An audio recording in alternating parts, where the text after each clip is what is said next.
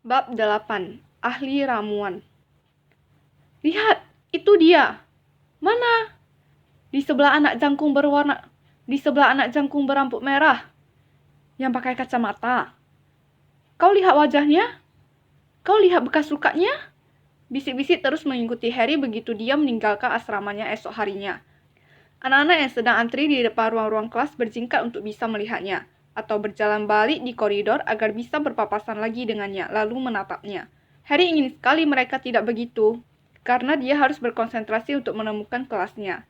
Ada 142 tangga di Hogwarts, ada yang lebar, landai, sempit, berkeriut-keriut, tangga yang menuju tempat berbeda setiap hari Jumat, beberapa lagi dengan satu anak tangga yang hilang di tengahnya, sehingga kau harus ingat untuk melompat. Kemudian ada lagi pintu-pintu yang tidak mau membuka kalau kau tidak memintanya dengan sopan, atau menggelitiknya pada tempat yang benar.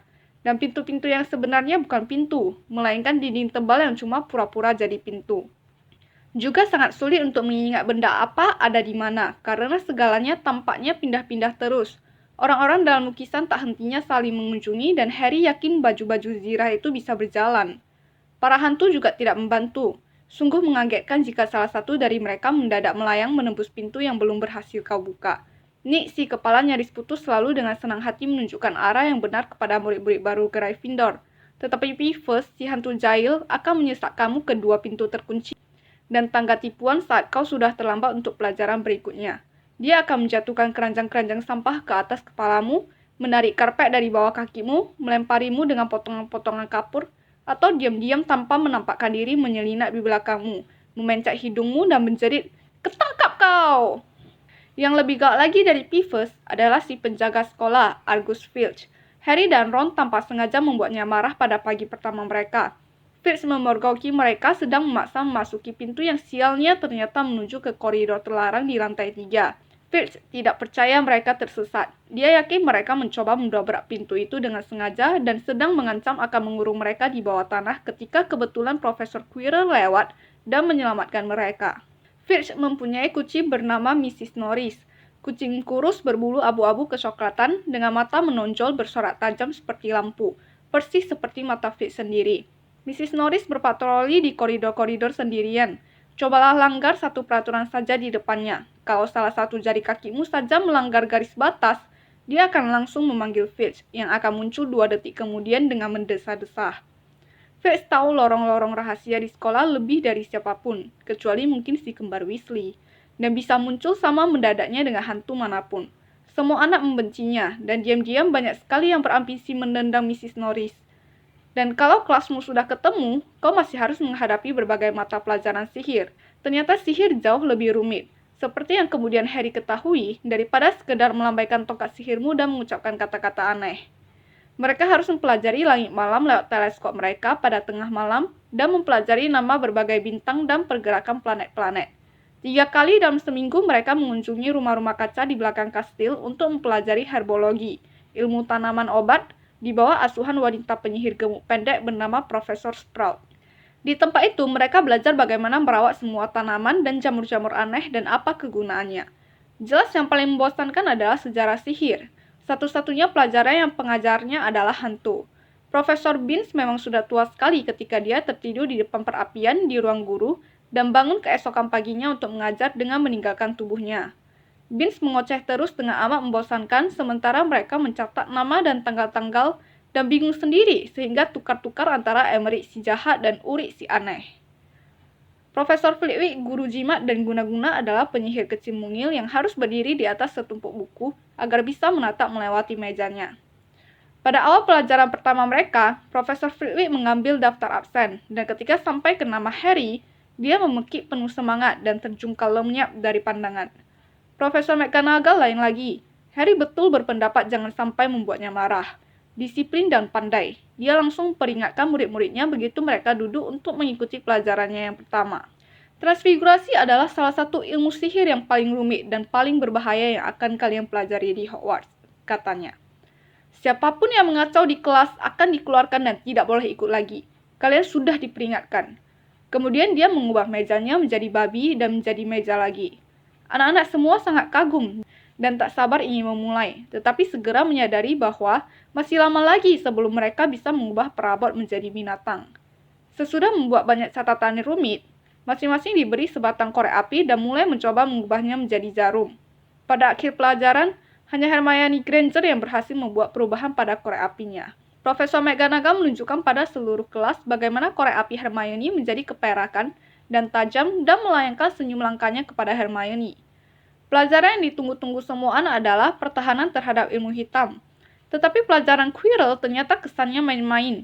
Ruang kelasnya sangat berbau bawang putih, yang kata semua orang untuk mengusir vampir yang pernah ditemuinya di Rumania. Dan Quirrell takut si vampir akan datang untuk menyerangnya setiap saat. Turbannya, dia memberitahu anak-anak dihadiahkan kepadanya oleh seorang pangeran Afrika, sebagai ucapan terima kasih atas jasanya mengusir zombie yang merepotkan.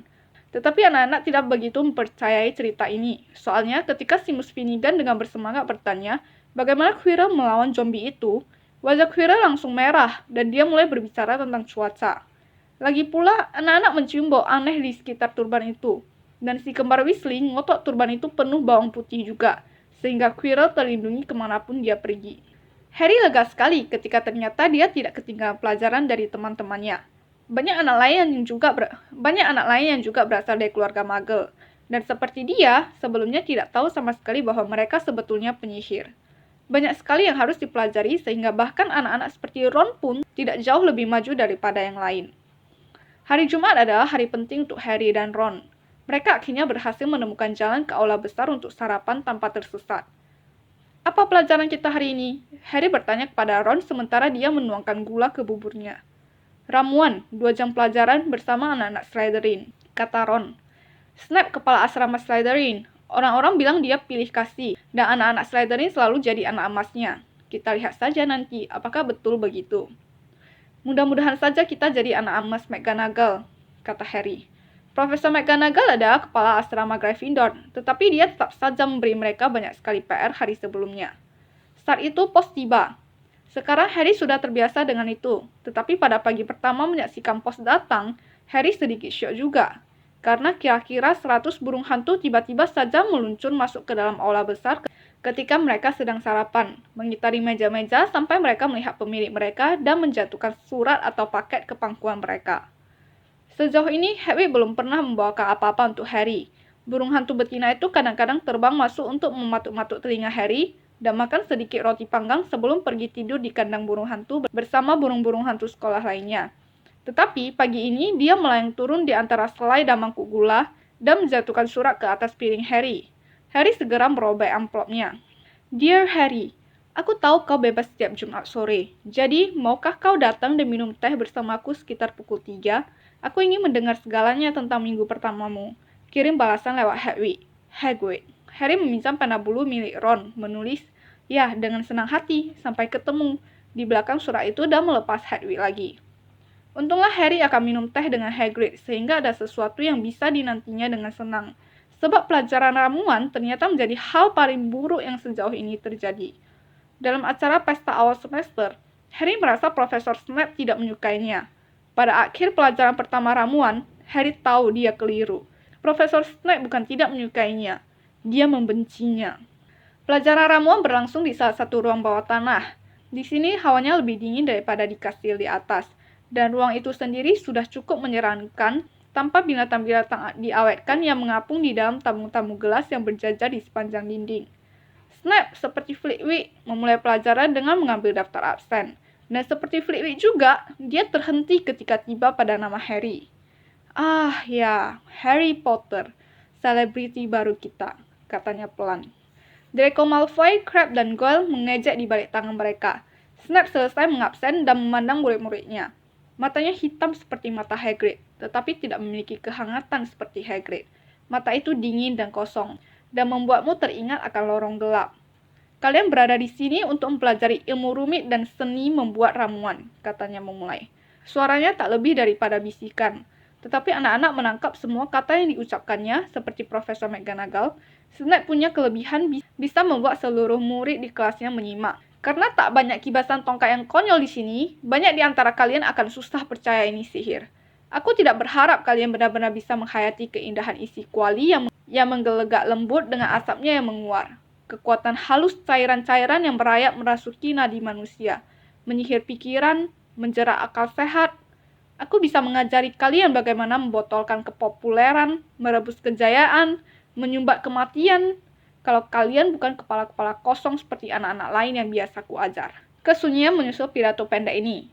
Harry dan Ron bertukar pandang dengan alis terangkat. Hermione Granger sudah duduk di tepi tempat duduknya dan kelihatan ingin sekali membuktikan bahwa dia bukan kepala kosong. "Potter," kata Snape tiba-tiba. "Apa yang ku dapat jika aku menambahkan bubuk akar Espohel ke cairan Wormwood?" "Bubuk apa ke cairan apa?" Harry melirik Ron, yang tampak sama begotnya seperti dia. Tangan Hermione sudah terancung ke atas. "Saya tidak tahu, Sir," kata Harry. Bibir Snape meliuk menjadi cibiran. Wah, terkena jelas bukan segalanya. Snape mengabaikan tangan Hermione. "Kita coba lagi, Potter. Di mana kau akan mencari jika kusuruh kau mengambil Bezoar untukku?" Hermione menjulurkan tangannya setinggi mungkin tanpa dia berdiri dari tempat duduknya. Tetapi Harry sama sekali tidak tahu apa itu Bezoar. Dicobanya tidak memandang Malfoy, Crabbe, dan Goyle yang tertawa terbahak-bahak. "Saya tidak tahu, Sir." "Rupanya kau tidak berminat membuka-buka bukumu sebelum datang ke sini, Potter?" Harry berusaha tetap menatap mata dingin itu. Dia sudah membaca-baca bukunya sewaktu masih tinggal bersama keluarga Dursley. Tetapi apakah Snape mengharapnya mengingat segalanya dalam buku 1001 Tanaman dan Jamur Gaib? Snape masih tetap mengabaikan tangan Hermione yang bergetar. "Apa bedanya Potter, Monkshot, dan Wolfsbane?" Mendengar ini, Hermione berdiri. Tangannya mengacung ke langit-langit kelas bawah tanah. "Saya tidak tahu, Sir," jawab Harry pelan. "Tetapi saya rasa Hermione tahu. Kenapa Anda tidak menanyainya saja?" Beberapa anak tertawa. Harry bertatapan dengan Seamus. Seamus mengedipkan mata. Tetapi Snape tidak senang. "Duduk," dia membentak Hermione. "Agar kau tahu, Potter, campuran Espohel dan Wormwood menghasilkan obat tidur yang kuat sekali sehingga disebut tegukan hidup bagai mati. Bezoar adalah batu yang diambil dari perut kambing dan bisa menyelamatkanmu dari hampir semua racun. Sedangkan Monkshot dan Wolfsbane sebetulnya tanaman yang sama, yang juga disebut Aconite. Nah, kenapa kalian tidak ada yang mencatat?" Mendadak semua buru-buru mengeluarkan pena bulu dan perkamen. Mengatasi bunyi itu, Snape berkata, "1 angka akan dikurangi dari Gryffindor, karena ketidakmampuanmu, Potter." Keadaan tidak bertambah baik untuk Gryffindor ketika pelajaran ramuan dilanjutkan. Snape membagi mereka berpasangan, dan menyuruh mereka mencampur ramuan sederhana untuk mengobati bisul. Dia berkeliling kelas, jubah hitamnya melambai, mengawasi mereka menimbang jelatang kering dan bubur taring ular. Mengkritik nyaris semua anak kecuali Malfoy yang kelihatannya disukainya. Dia sedang menyuruh semua anak melihat cara sempurna Malfoy merebus siput bertanduknya, ketika asap hijau berbau asam dan suara desis keras memenuhi kelas bawah tanah itu. Entah bagaimana Neville membuat Qualisimus meleleh menjadi gumpalan peyot-peyot dan ramuan mereka tumpah merembes di lantai batu, membuat sol-sol sepatu berlubang. Dalam beberapa detik saja, semua anak sudah berdiri di atas kursi mereka. Sementara Neville yang tersiram ramuan ketika Qualisimus meleleh, mengerang kesakitan bersamaan dengan bermunculnya bisul-bisul kemerahan di seluruh lengan dan kakinya. "Anak idiot!" sembur Snape seraya membersihkan ramuan yang tumpah dengan sekali lambaian tongkat. "Pasti kau tambahkan duri-duri landak sebelum kualinya diangkat dari atas api, kan?" Neville merintih sementara bisul mulai bermunculan di hidungnya. "Bawa ke rumah sakit," Snape membentak Seamus. Kemudian dia berbalik menghadapi Harry dan Ron yang tadi bekerja di sebelah Neville. "Kau, Potter, kenapa kau tidak melarang dia menambahkan duri-duri landak itu? Kau pikir kau akan kelihatan pintar kalau dia salah begitu ya? Kau mengurangi nilai Gryffindor 1 lagi."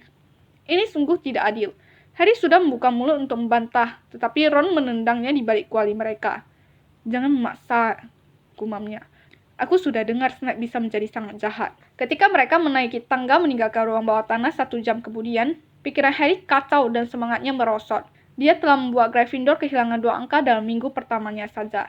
Kenapa Snape begitu membencinya? "Jangan sedih begitu," kata Ron. "Snape selalu mengurangi angka dari Fred dan George. Boleh aku ikut menemui Hagrid?" Pukul 3 kurang 5 menit mereka meninggalkan kastil dan menyeberang halaman.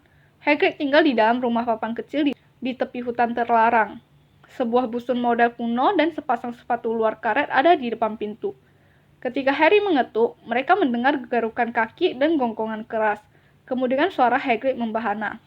"Mundur, Fang! Mundur!" Wajah Hagrid yang besar berbulu muncul di celah selagi dia membuka pintu. "Tunggu," katanya. "Mundur, Fang!" Hagrid menyuruh mereka masuk seraya memegangi tengku anjing hitam raksasa. Hanya ada satu ruangan di dalam. Daging-daging panggang bergantungan dari langit-langit. Ada ceret tembaga dengan air mendidih di atas perapian terbuka. Dan di sudut ada tempat tidur besar dengan kuil kain perca terhampar di atasnya. Anggap saja rumah sendiri, kata Hagrid sambil melepas Fang yang langsung melompat mendekati Ron dan menjilati telinganya. Seperti Hagrid, Fang rupanya tidak segarang penampilannya. Ini Ron. Harry memberitahu Hagrid yang sedang menuang air mendidih ke dalam teko teh besar dan menaruh kue bolu keras di atas piring. Weasley lagi, ha? Kata Hagrid melirik bintik-bintik di wajah Ron. Kuhabiskan separuh hidupku mengejar kakak kembarmu agar jauh-jauh dari hutan. Bolu keras itu nyaris mematahkan gigi mereka, tetapi Harry dan Ron berpura-pura menikmatinya. Sementara mereka menceritakan kepada Hagrid tentang pelajaran-pelajaran pertama mereka. Fang meletakkan kepala di atas lutut Harry dan liurnya berleleran di jubah Harry. Harry dan Ron senang mendengar Hagrid menyebut Fitz si bandot tua. Sedangkan si kucing, Mrs. Norris, ingin sekali aku mempertemukannya dengan Fang. Tahukah kalian, setiap kali aku ke sekolah, dia selalu mengikutiku kemana-mana. Aku tak bisa mengusirnya. Pasti disuruh Filch. Harry menceritakan kepada Hagrid pelajaran Snape. Hagrid, seperti Ron, menasihati Harry agar tidak mencemaskan hal itu. Snape memang tidak menyukai hampir semua murid. Tetapi dia kelihatannya benar-benar membenciku. Omong kosong, kata Hagrid. Kenapa dia harus membencimu? Meskipun demikian, Harry tak bisa membuang pikiran bahwa rasanya Hagrid tidak menatap matanya ketika mengatakan itu. Bagaimana kakakmu Charlie? Hagrid bertanya kepada Ron. Aku suka sekali padanya. Hebat cara dia menangani binatang. Harry bertanya-tanya dalam hati apakah Hagrid sengaja membelokkan pembicaraan. Sementara Ron bercerita kepada Hagrid tentang pekerjaan Charlie menangani naga, Harry memungut secarik kertas yang tergeletak di atas meja di bawah tatakan teh. Rupanya itu potongan artikel dari Daily Prophet. Perkembangan terakhir pembobolan Gringotts.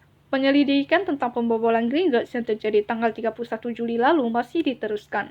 Khalayak luas berpendapat pembobolan tersebut dilakukan oleh penyihir hitam yang tak dikenal. Para Goblin Gringotts hari ini menyatakan bahwa tak ada barang yang dicuri. Ruangan besi yang dibongkar itu telah dikosongkan sebelumnya pada hari itu juga. Tetapi kami tidak akan memberitahukan apa yang ada di sana. Jadi lebih baik jangan ikut campur kalau Anda tahu yang terbaik untuk Anda. Demikian menurut Goblin juru bicara Gringotts sore ini. Harry ingat Ron memberitahunya di kereta api bahwa ada orang yang mencoba merampok Gringotts. Tetapi Ron tidak menyebutkan tanggalnya. Hagrid, kata Harry. Pembobolan Gringotts terjadi pada hari ulang tahunku. Jangan-jangan terjadi pada waktu kita ada di sana. Tak ada keraguan lagi, Hagrid jelas-jelas tak berani menatap Harry kali ini. Dia cuma menggumam tak jelas dan menawari Harry bolu keras lagi. Harry membaca berita itu lagi. Ruangan besi yang dibongkar itu telah dikosongkan sebelumnya, pada hari itu juga. Hagrid telah mengosongkan ruangan besi nomor 713. Kalau mengeluarkan bungkusan kuman itu bisa disebut mengosongkan. Apakah bungkusan itu yang dicari para pencuri? Selagi Harry dan Ron berjalan kembali ke kastil untuk makan malam, dengan kantong berat berisi bolu keras yang demi kesopanan tak bisa mereka tolak, Harry berpikir bahwa sejauh ini, tak satu pun pelajaran yang sudah diterimanya membuatnya begini banyak berpikir seperti acara minum teh bersama Hagrid. Apakah kebetulan Hagrid mengeluarkan bungkusan itu tepat pada waktunya? Di manakah bungkusan itu sekarang? Dan apakah Hagrid tahu sesuatu tentang Snape yang tak ingin disampaikannya kepada Harry? Bersambung ke bab 9.